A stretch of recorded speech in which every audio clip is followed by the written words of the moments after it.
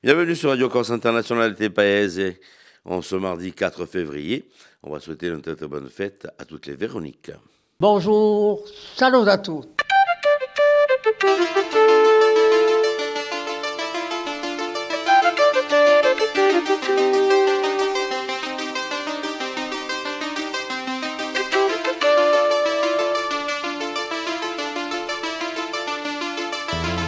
All'ascolto di Radio Corsica Internazionale, prima Radio Corse.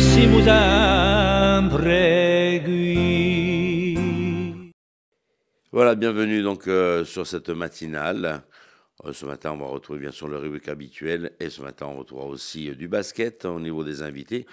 Et ce sera donc de la philo avec Christophe Di Caro.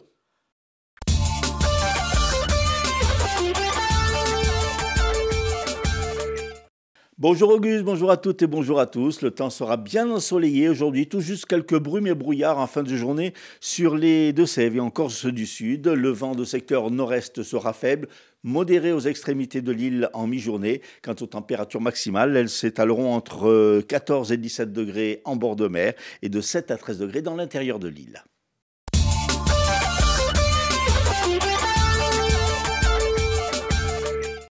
Bonjour, un chalet de 50 mètres carrés inoccupé au moment des faits a été totalement détruit par les flammes hier à Ocana. La piste accidentelle est privilégiée.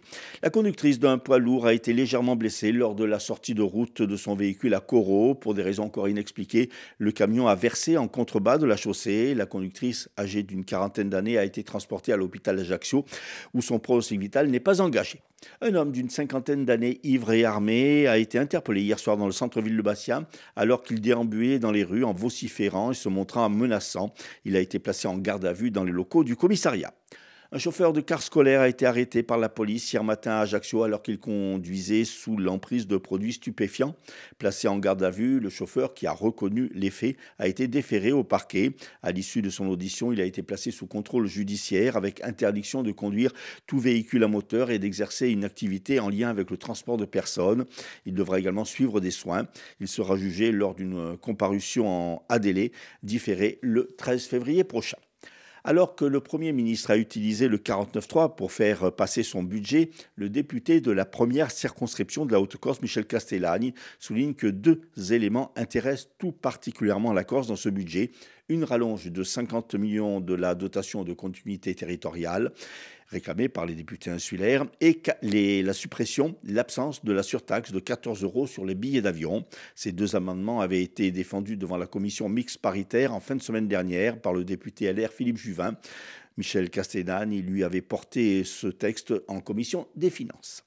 La mission d'information sur l'avenir institutionnel de la Corse, portée par la commission des lois constitutionnelles, de la législation et de l'administration générale de l'Assemblée nationale, sera en Corse demain les 6 et 7 février prochains.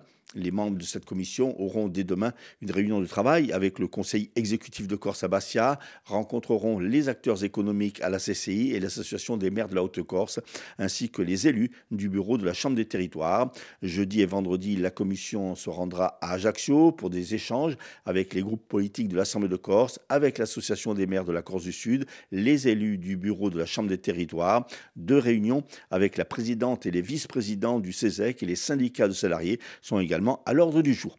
Enfin, en football, le Sporting Club de Bastia a officialisé hier le prêt de l'attaquant strasbourgeois Jérémy Seba, âgé de 21 ans, tout comme Eman Eki, le joueur prêté par Saint-Étienne. Les joueurs devraient être qualifiés pour le match de vendredi.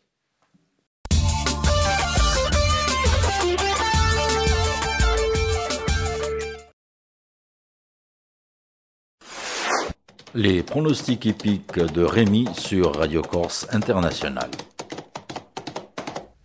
Bonjour à tous, ce mardi, dans les bons coups du jour, nous serons sur l'hippodrome de Vincennes. On va démarrer avec le quintet, je vais mettre en tête le numéro 8, Jalandra de Malac.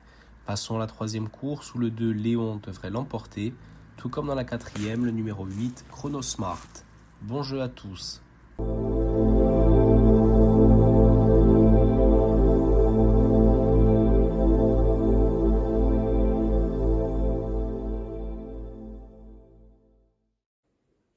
Et bonjour à tous, j'espère que vous vous portez bien. On va faire une petite vidéo pour ce mardi, voir un peu ce que l'on a à vous dire. Les béliers, on peut dire que vous avez les choses en main et vous n'aurez pas de difficulté à mener votre barque comme vous le désirez.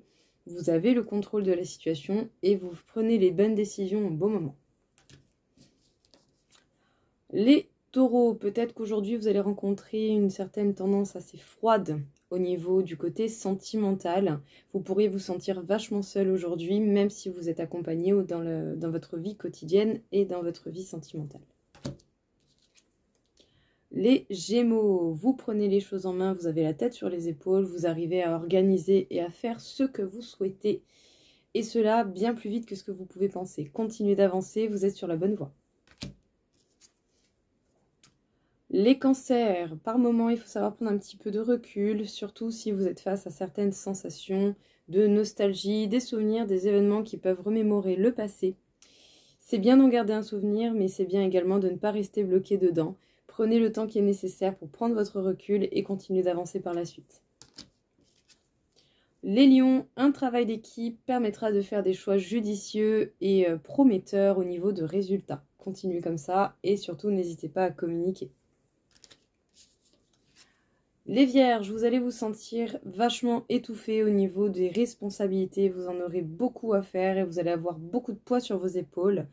Cependant, n'hésitez pas à dire les choses comme elles sont si c'est peut-être trop pour vous, même au risque de paraître peut-être moins efficace pour certains moments.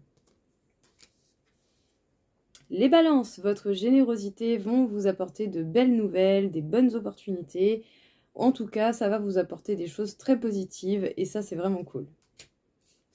Les scorpions, votre force, votre ténacité vous permettra d'avoir de beaux cadeaux et cette vie vous réserve de très très belles choses et aujourd'hui vous pourrez en avoir un avant-goût. Les sagittaires, tout bouleverser, trouver de nouvelles idées, fixer des objectifs ou réadapter les objectifs déjà existants, ce n'est pas une mince affaire mais vous allez quand même y arriver. Les capricornes, aujourd'hui vous pourriez avoir envie de passer du temps seul, d'être dans votre coin, d'être dans votre petit quotidien tranquillement pour pouvoir vous recharger et vous sentir un petit peu plus en forme. Les Verseaux, rester dans le silence et distant peut dépendre des situations bien sûr, mais ça ne va pas vous aider dans n'importe quelle situation, n'importe comment. N'hésitez pas tout de même malgré tout à faire preuve d'un minimum de diplomatie et de discussion selon les situations que vous rencontrez. Prendre du temps pour soi c'est un fait, mais par contre on ne peut pas non plus tout négliger. Et enfin, les poissons, vous allez prendre du temps aujourd'hui pour pouvoir vous affirmer si vous en êtes dans le besoin. Sachez bien que ce n'est pas toujours évident, mais c'est possible.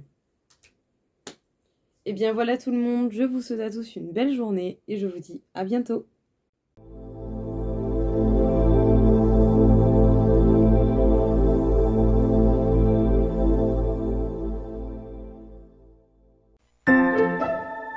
La chronique philosophique de Christophe Dicaro. Mesdames et messieurs, bonjour. Merci de suivre à nouveau cette chronique philosophique sur RCI et Télépaèse. Et alors, nous avons abordé la fois dernière la notion de l'ennemi. Cet ennemi qui, à travers le regard de Plutarque, est quelqu'un qui pourrait éventuellement me donner des nouvelles de moi-même. En revanche, si on va aller un peu plus loin sur ce concept, on peut voir que l'ennemi est souvent lié à autrui. Autrui, c'est l'autre. Dans L'être et le néant de Sartre, on va définir autrui comme étant celui qui me regarde. Autrement dit, c'est celui qui va porter un jugement ou une valeur à mon comportement. Prenons l'exemple d'une personne qui est seule chez elle et qui se trémousse ou qui danse ou qui chante, sachant qu'elle est seule, elle peut être nue, elle peut être habillée bizarrement, en pyjama ou autre, et puis tout d'un coup, elle s'aperçoit que quelqu'un la regarde par la serrure.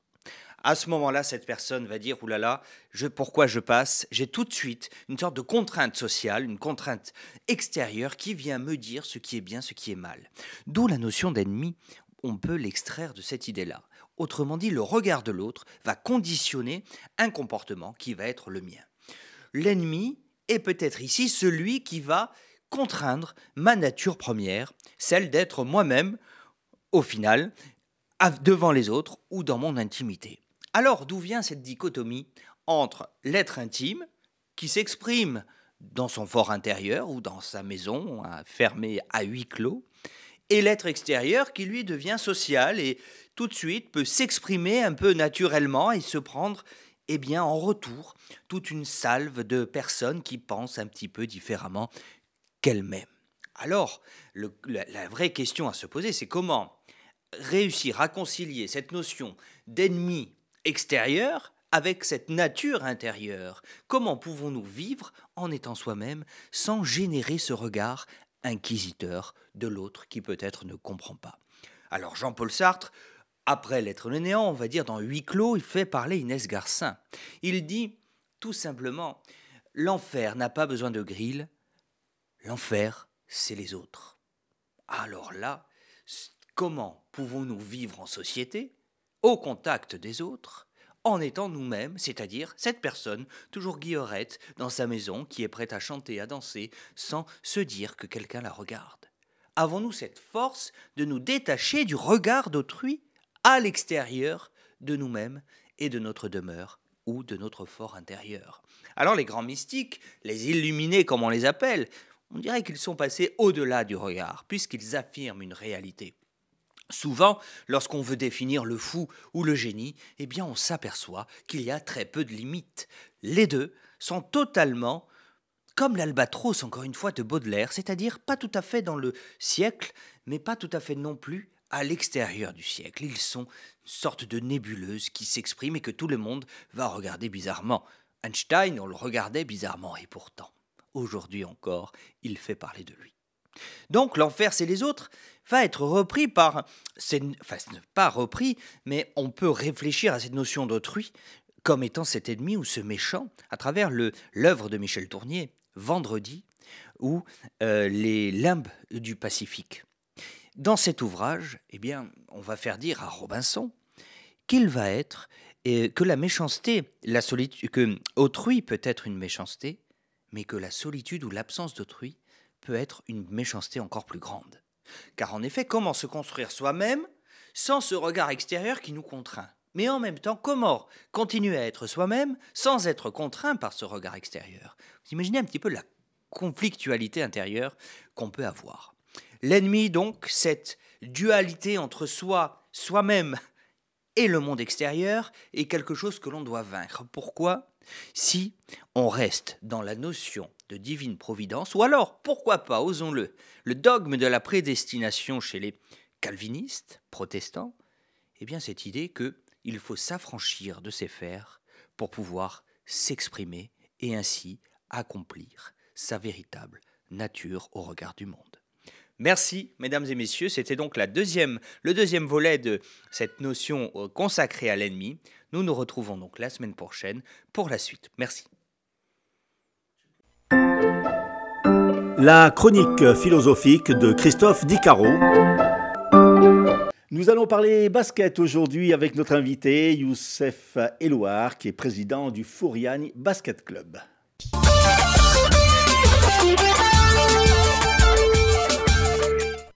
You, bonjour. Bonjour. Alors, un petit historique. Le club a 40 ans cette année. Cette année, oui. Nous allons essayer de le fêter dignement avec les anciens présidents. C'est devenu rapidement, finalement, un club. Il était donc créé en 1985. C'est rapidement devenu un club phare. Tout à fait. Déjà, on est le premier club de Corse en termes de licenciés, avec à peu près dans toutes les catégories. Voilà. Ça regroupe combien de licenciés aujourd'hui? Alors, l'année dernière, on était à 177. Cette année, on est à 140 licenciés. Et avec, bien entendu, tous les éducateurs qui doivent être autour. Tout à fait, toujours les anciens, on retrouve toujours les mêmes. Alors, vous êtes à la présidence depuis 2018, c'est ça, fait. Exactement. Alors, parce que vous, en fait, vous êtes venu au basket parce que vous êtes joueur de basket. Ancien joueur de Vescovat et de la Marane. Comment vous est venu ce goût pour le basket? Avant tout le sport collectif, déjà. Et puis, j'avais des amis qui le faisaient, donc c'est venu tout naturellement. Alors, vous parliez de la Marane, c'est aussi un club historique, la Marane. Tout à fait, un très gros club de la région Corse. 2 clubs en national, la même année en national 4, filles et garçons. Donc, c'était vraiment un gros club. C'est vrai qu'il y a eu, dans les années... Fin des années 80-90, il y avait cette équipe de la Marane, des filles qui ont fait des exploits. Tout à fait, qui ont quand même duré 8 ans en national. On passe en national 4 à la national 3, 8 ans. Et on n'est même pas descendu sur le plan sportif. Les filles était arrivé au bout, je pense. Un peu comme les filles de Fouriane, il y a quelques instants, vous aviez une promotion de jeunes filles qui ont propulsé le club presque en National 2 d'ailleurs. Tout à fait, on a loupé d'un point la National 2. Après, c'est l'épuisement parce qu'il n'y a pas de renouvellement derrière, il n'y a pas assez de jeunes pour renouveler l'effectif. Les filles se marient, ont des enfants et puis du coup elles sont fatiguées avec tous ces déplacements. Il y a les études aussi qui... Les études aussi, pour les jeunes, les études aussi. Oui. Aujourd'hui, comment se porte le club? Il n'y a plus cette locomotive de la National 3? Tout à fait, mais bon, il y a quand même les jeunes, il y a quand même les entraîneurs qui impulsent d'anciens joueurs, dont Patrick Aérol, pour ne citer que lui. Ça quand même, c'était un joueur, très bon joueur, donc du coup, les enfants se revendiquent en lui, puis essayent de venir au basket pour jouer. Aujourd'hui, il y a donc l'objectif, c'est la formation, l'éducation des jeunes. Il y a quand même un objectif de retrouver un petit peu, entre guillemets, l'élite. On essaye. D'ailleurs, on a commencé cette année avec les U18 filles, en s'associant avec le club de Vescovat pour faire une sélection corse. La sélection est carrément, c'est les deux clubs qui fournissent l'essentiel des joueuses. Et depuis le mois de novembre, elles font un championnat aller-retour avec la région PACA. Il y a eu aussi avec les jeunes, les garçons. La CTC avec l'Étoile, avec les FOB. La CTC, on est allé première année en quart de finale et la seconde année, on perd en finale. Et donc là, ça continue, c'est l'idéal pour vous de fusionner, d'avoir cette osmose avec d'autres clubs pour... Oui, tout à fait. De toute façon, c'est clair, en Corse, on ne peut pas faire quelque chose tout seul. On n'a pas assez d'effectifs. Tous les clubs ont 7-8 joueurs, mais on ne peut pas sortir 7-8 bons joueurs pour faire une sélection. Donc, on est obligé de s'associer. Et puis, pour leur permettre d'aller jouer dans un joueur qui était chez nous, qui est à l'EFOB pour jouer dans l'effectif de National 3. Donc aujourd'hui, il y a quand même de l'engouement pour le basket à Fouriane. Oui, tout à fait. Oui. Alors, ce qu'il faut remarquer aussi, c'est qu'il y a la formation des joueurs, mais il y a également toute la formation des éducateurs, l'arbitrage. Tout à fait. Cette année, on a fait deux stages d'arbitrage au sein du club et pour promouvoir l'arbitrage, parce que ça nous manque tellement pendant les matchs le week-end. Aujourd'hui, vous bénéficiez d'un COSEC un peu rénové, vous êtes plus à l'aise? Tout à fait. Manque de créneaux, toujours. Tout le monde crie la même chose. On manque de créneaux, parce des fois, on a plusieurs catégories qui s'entraînent en même temps. C'est difficile de faire travailler tous les niveaux. Mais on a quand même cet outil de travail. Il y a plus les infiltrations. Non, plus. Grâce à la CAB, il y a plus tout ça. Donc... Alors, vous avez été joueur de basket, maintenant vous êtes président. C'est lourd d'être président? Même si l'ambiance est très conviviale chez vous, je crois. Oui, c'est l'esprit famille, oui. On a quand même des parents qui s'investissent de plus en plus, donc c'est là, ça soulage la présidence, on va dire. Alors, il y a aussi donc il y a les 40 ans cette année, mais il y a également ce tournoi traditionnel du mois de juin. Le 38e du nom, donc qu'on a rebaptisé au nom de la secrétaire disparue, Cathy Guéry.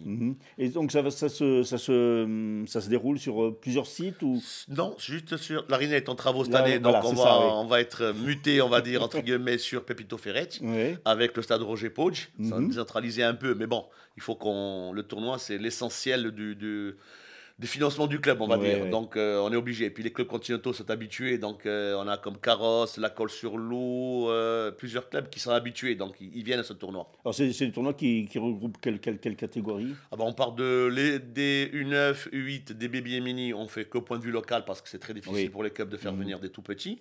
Et on part à partir de U11 avec les équipes du continent jusqu'à U18 garçons et filles. Et ça regroupe combien de jeunes? L'année dernière, on en avait 550 sur site. Ah oui. 550 sur site, donc répartis sur 3 jours de la Pentecôte. Les dates de cette année, c'est le 7, 8 et 9 juin. 7, 8 et 9 juin. Et donc l'anniversaire, vous le fêtez quand? L'anniversaire, ça va être la surprise. Donc on est en train de le préparer, de l'organiser pour pouvoir faire tout ça comme il faut.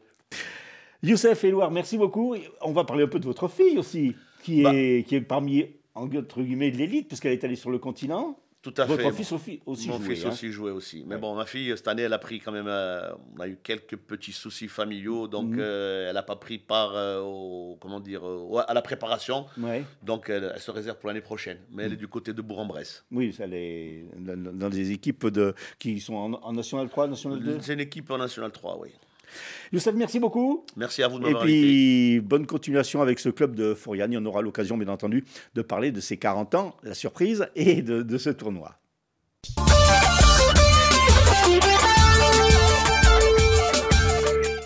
Un petit retour sur les titres de l'information de ce mardi.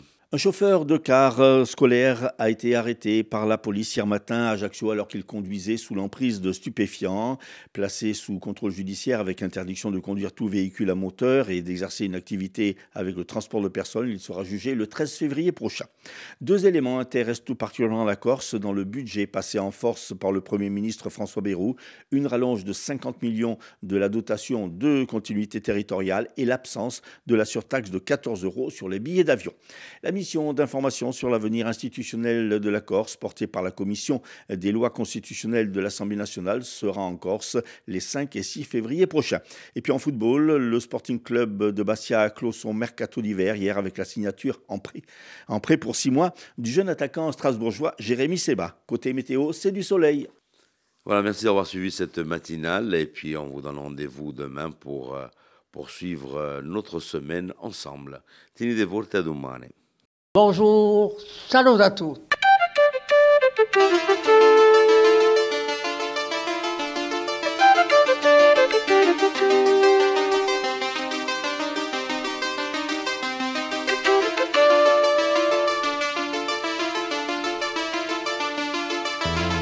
All'ascolto di Radio Corsica Internazionale, prima Radio Corsa. Siamo sempre qui.